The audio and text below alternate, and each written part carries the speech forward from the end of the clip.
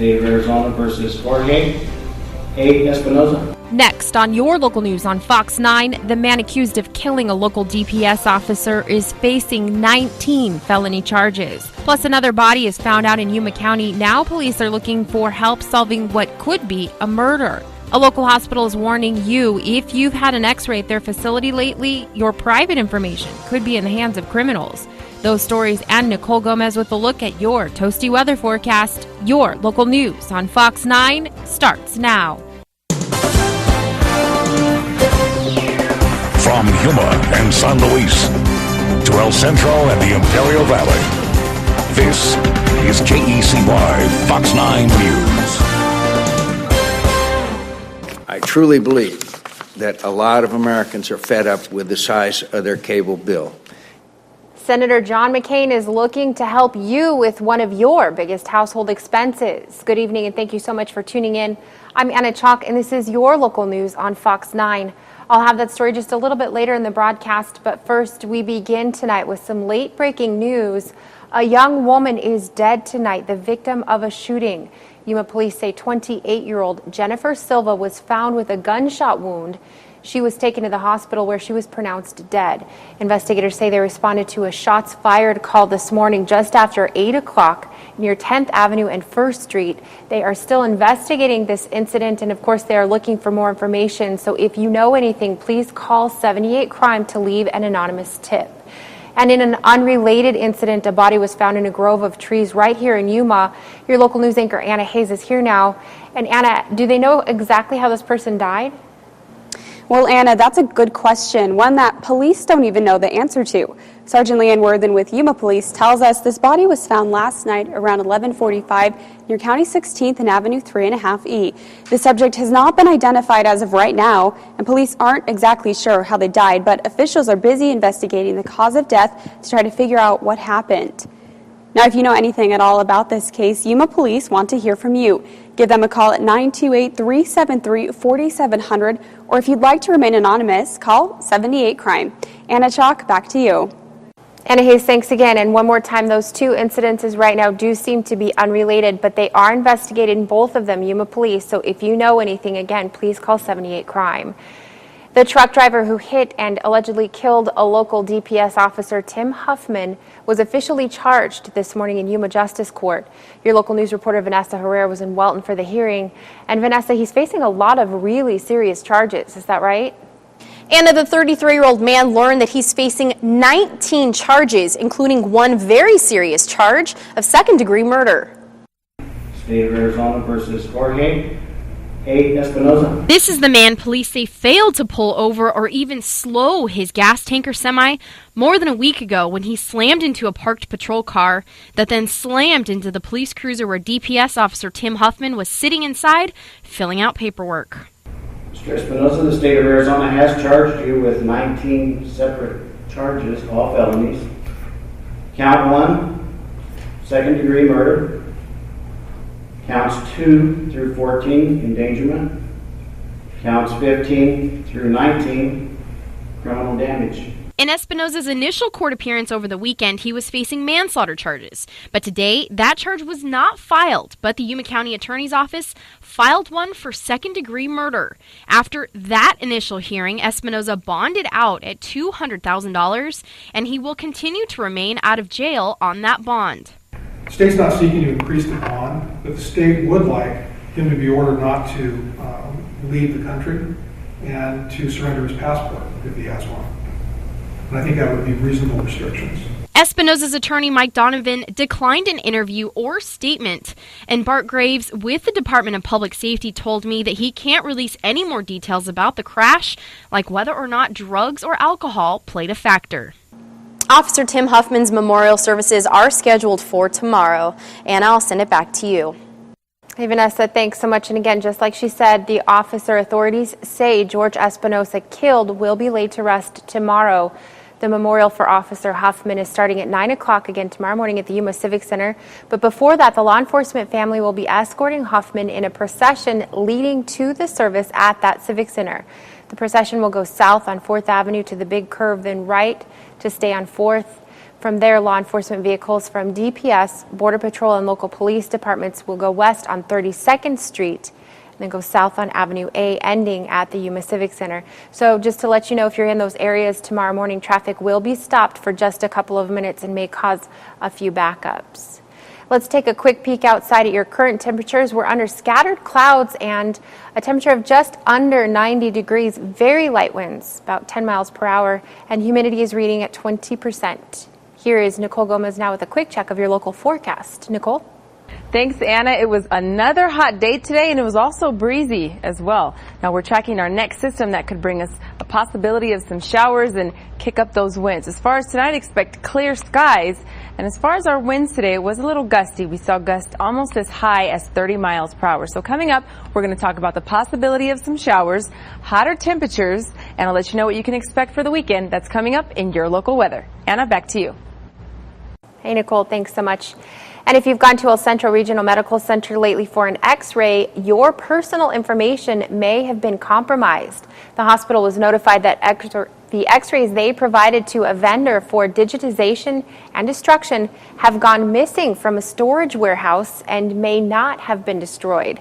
The information includes patient names, birth dates, health-related matters, and in some cases, social security numbers.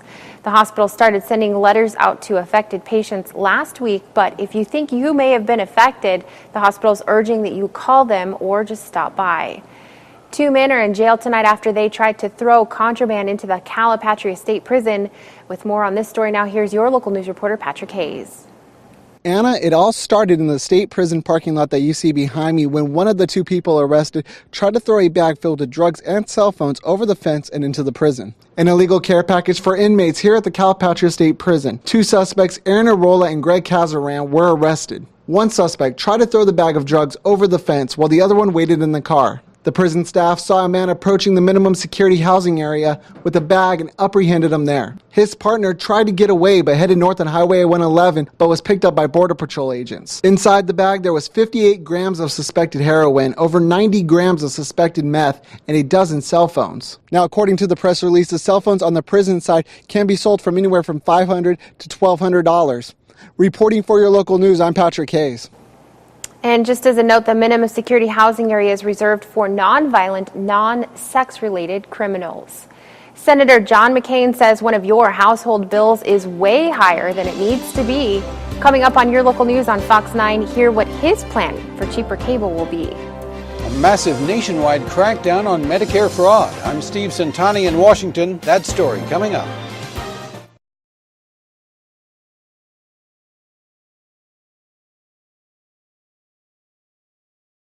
Time?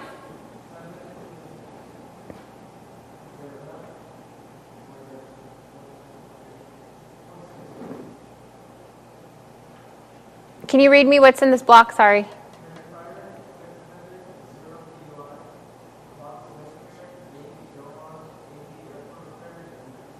Drop AZ Airport. Yeah, drop that. Did I put a time in? Yeah, drop that and then drop, because the script never came down. And drone. We'll have those for the 10. Thank you.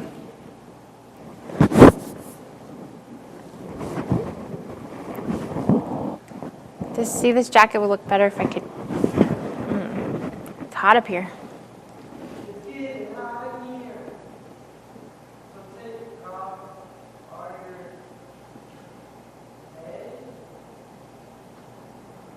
Go and finish that sentence. We're not chicken.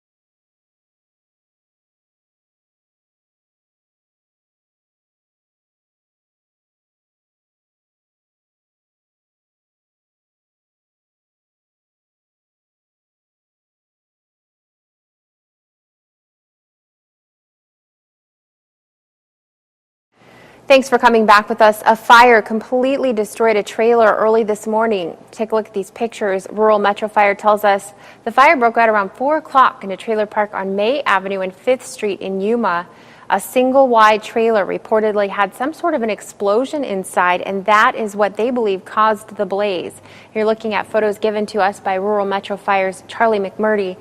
Crews worked hard to put out the blaze, but unfortunately the trailer was completely destroyed. Fortunately, the resident was not inside at the time, so nobody was injured, but the Red Cross is now assisting that victim. The local sex offender has a new address, and the Yuma County Sheriff wants you to know about it. Take a look at this. This is Joseph Hurtado. He is considered a level 3, which means there is a high likelihood he'll reoffend. He was originally convicted in Maricopa County for sexual conduct with a minor. Hurtado is now living in the 2000 block of Clifford Lane in Yuma. Federal officials are recommending tougher drinking and driving rules. The National Transportation Safety Board says states should change the standard current legal blood alcohol content limit, shrinking it down from 0.08 to 0.05. The new limit is part of a series of recommendations aimed at reducing alcohol-related highway deaths. According to their report, more than 100 countries now have legal blood alcohol limits of 0.05 alcohol or lower. A nationwide crackdown on Medicare fraud, nearly 100 people arrested all across the country. Fox's Steve Centani is in Washington now with the details. Attorney General Eric Holder says the Justice Department filed charges against 89 people in 8 different cities for alleged Medicare fraud. They're suspected of billing the program for more than $220 million in bogus charges, among them 14 doctors and nurses. These defendants are accused of a variety of crimes involving the fraudulent use of Medicare information obtained illegally from elderly or low-income individuals, the submission of false billings for treatments that were never performed or were performed by unlicensed individuals. Medicare fraud is believed to cost the taxpayer-funded program between $60 to $90 billion each year. But Holder says efforts to expand the battle against the crimes being affected by the federal government's automatic spending cuts, known as sequestration. Unless Congress adopts a balanced deficit reduction plan and stops the reductions currently slated for 2014, I fear that our capacity to protect the American people from healthcare fraud, to safeguard vital programs and precious resources, and to hold criminals accountable will be further reduced. This is the 6th nationwide crackdown on Medicare fraud since 2010. The government says about 600 people have been charged in the schemes involving almost $2 billion. In Washington, Steve Centani, Fox News. Coming up on Your Local News in HD, a local hotel pitches in to help the food bank. Plus, the sports world is saying goodbye to a man who got his humble beginnings right here in the Valley. This is Your Local News on Fox 9. Stay with us.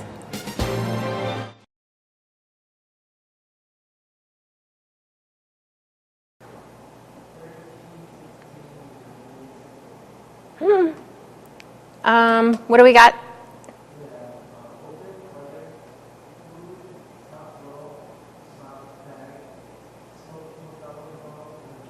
Drop smoking hotel, please. Thank you.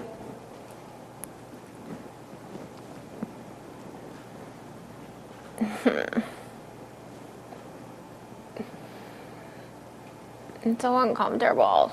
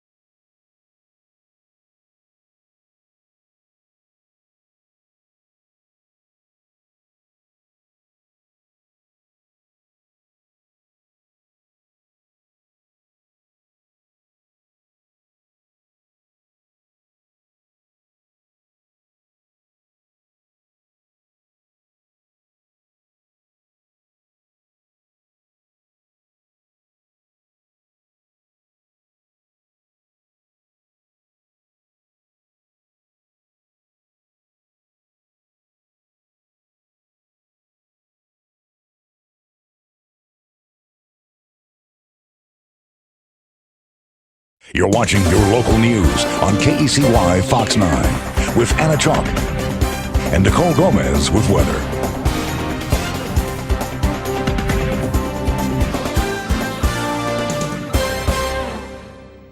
Well, we still had to deal with these hot temperatures today. Take a look at our highs. 109 in El Centro, 104 for us in Yuma. And as you can see across the valley, again, it was another hot day today, 107 in Blythe and 109 in Mexicali. Now, we're tracking our next system.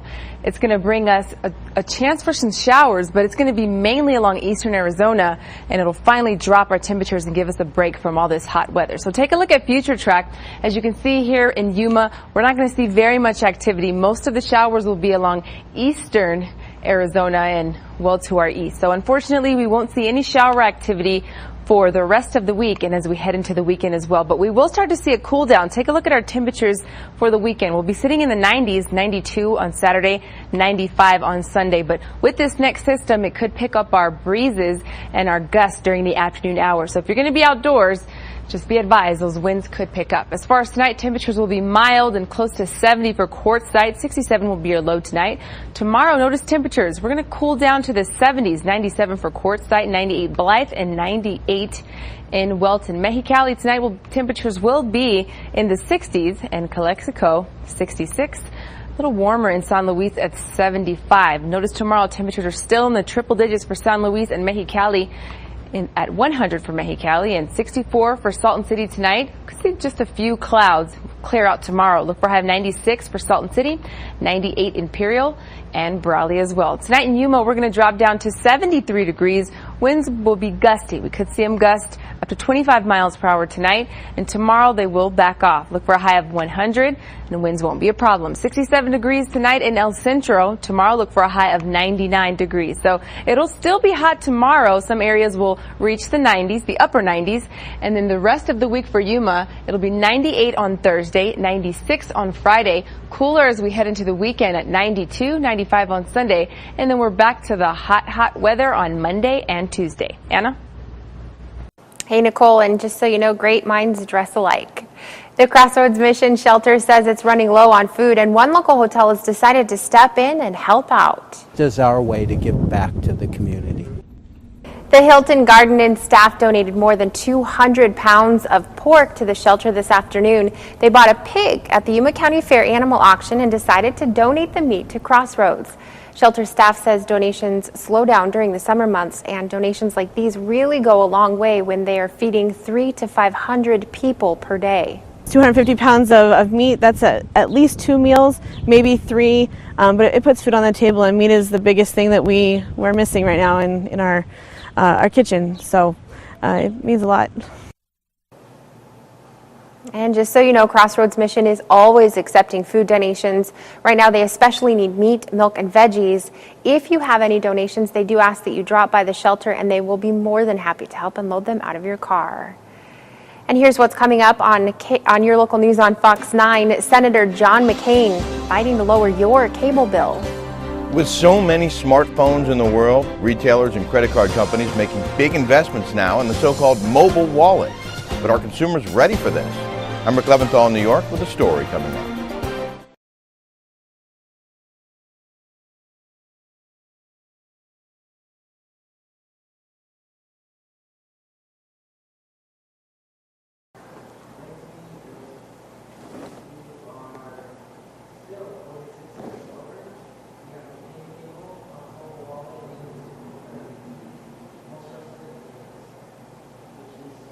Let's drop the T's, go out on the AWCVO. Thanks.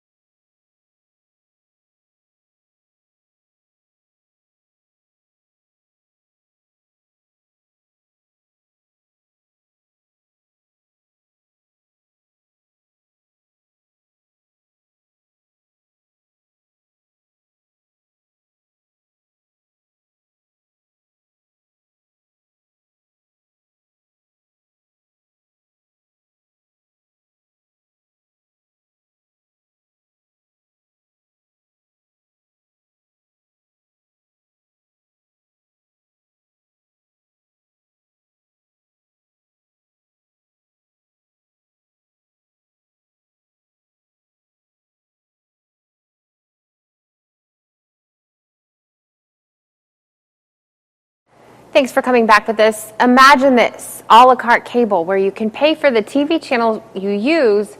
Well, if Senator John McCain has his way, the concept will become reality. The senator from Arizona, as you know, is pushing lawmakers to support the Television Consumer Freedom Act. He says it would save viewers money by driving down TV, satellite, and cable prices. I hope that this committee will examine this issue. I truly believe that a lot of Americans are fed up with the size of their cable bill. And they ought to be able to do the same thing we are able to do when we walk into a restaurant and not have to buy everything on the menu in a bundle. We can pick out what we want and choose it. He does make a very good point there. The cable industry currently opposes the bill, of course. The head of the National Cable and Telecommunications Association, the CEO of National Association of Broadcasters, and representatives for Dish Network were expected to attend today's hearing. Paying for your morning cup of joe or spending big during the holidays could be as easy as whipping out your phone. But as Fox's Rick Leventhal explains, sometimes that convenience can come at a price. Could these soon be a thing of the past? If your wallet overfloweth, perhaps something you already have in your pocket can eliminate the clutter altogether. Payment methods like credit and debit card information, coupons, movie tickets, boarding passes, even in some wallets. So a place where you can still store and collect them, but use them through your phone. Sounds easy, right? You order a coffee, take out your phone, swipe it, and the transaction is made. There are different payment apps depending on the brand of your phone and your service provider. The main problem is many stores aren't using the technology because the apps aren't compatible. There's Google Wallet and there's ISIS, and those are the two big ones that are using NFC, and those are still ones where there are not a lot of ways to use them. You know, with Google Wallet, you can only use it on a certain selection of Sprint phones. With ISIS, you can use it with more carriers, so AT&T, T-Mobile, and Verizon have some phones with NFC chips that carry ISIS, but ISIS is only in a couple cities, which are Austin and Salt Lake City. A limited number of merchants accept mobile transactions, and those that do may or may not support your method of payment. For example, American Eagle Outfitters, Jamba Juice, and Toys R Us are among those that accept Google Wallet and PayPal. Some wallets limit the type of debit or credit cards that you can use. ISIS, for example, works only with its own prepaid card, and American Express, Capital One, and Chase credit cards. Part of the problem is that it costs the stores money to buy the equipment, so they have to make an investment in it. And then you have to train the salespeople, the cashiers, how to use it. And of course you have to install the equipment and keep it running. Some consumers may not be using mobile payments due to security concerns. Now, security can be a downside in some ways. There's more ways to get into that wallet. You know, you don't just have to physically lose the phone to have problems. If you download a bad application of any kind, not just a wallet, that could spread malware through your phone. You know, crooks could get your information that way. So you have to think a lot more about how you're going to protect your phone as well. So for now, most folks seem satisfied with their low-tech analog wallets, given the current lack of streamlined payment options and security questions. But tech experts are predicting over the next decade, this will become a pretty common way to pay. So here are some tips for using mobile wallet apps. Make sure the app is legit. Always password protect your phone and the application itself, and use a security app that will remotely disable your phone if you lose it or have it stolen. In New York, Rick Leventhal, Fox News. If you're a fan of football, you're probably familiar with the name Chuck Muncie. The standout running back died today at the age of 60. But not before a fantastic career riddled with personal drama. He was a member of the 1971 Arizona Western College football team. In that year, he helped the Matadors win an impressive 9-1 season and an El Toro Bowl win. He was the team's leading rusher, and you probably know him better, though, for his NFL career. Muncie was a 3-time Pro Bowl selection and record breaker for both the New Orleans Saints and San Diego Chargers. And if you followed his career at all, you probably remember that he also struggled for years with an addiction to cocaine, and that led him to start the Chuck Muncie Youth Foundation organization. Again, he died of a heart attack today. He was 60 years old. We'll be right back.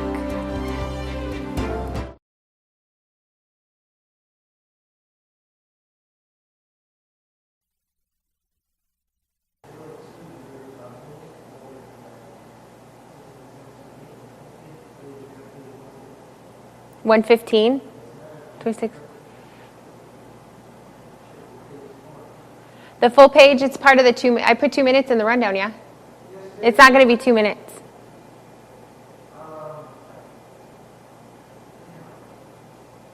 Did you made the full page?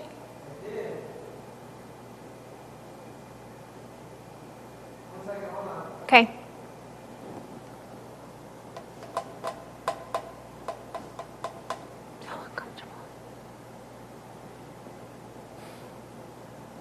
Sorry, I made you complain. Okay. You cut her intro and her tag, right? Arigato. Straight to the full page at the end.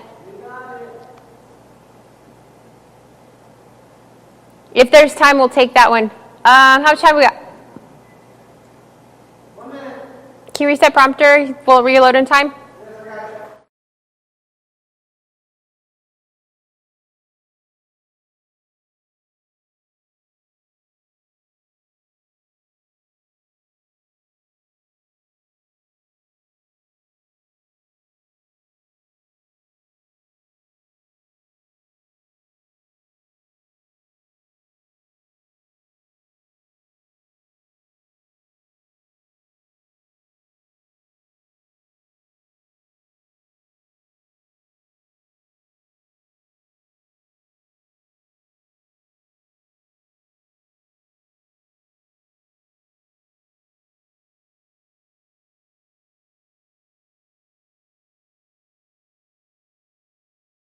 Welcome back. Fox's Jennifer Davis has a preview of this week's exciting finale of American Idol.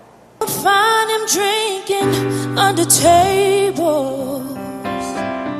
It's a powerhouse vocalist versus a country crooner. Mistreated, misplaced, misunderstood, no way it's all good. Who will capture the crown? 22-year-old Cree Harrison and 23-year-old Candace Glover both will sing their hearts out. But no matter what, for the first time in 5 seasons, this year's winner will be a woman. Just knowing that whatever happens, like, I'm in the top 2. So, like, winning is the goal, but top 2 is pretty amazing. This is the 3rd shot at Idol for Candace Glover, a South Carolina native. She's been on a roll, grabbing high praise for this performance of the Cure classic. You make me feel like I am fun again. Candace was so good. That's why I say it's one of the best vocals ever on any talent show. I mean, you can put her up against anybody, anywhere, any winner, any contestant. Cree Harrison's from Texas, and her country pipes made her an early favorite. But she's shown flashes of rock and blues in her voice. She landed in the bottom 2 weeks ago and continues to battle back. So I'm just going to have to be myself and literally give every emotion I have in me to the audience. That was Fox's Jennifer Davis reporting again. Don't forget to tune in to the 2-part season finale of American Idol. The first exciting show happens tomorrow starting at 7 o'clock. That's a 1-hour part of the finale. And then the last episode, the last final one, season 12 will air Thursday at 7. That's the 2-hour extravaganza. And that's the night one of those singers will be crowned the next American Idol. Have a good night.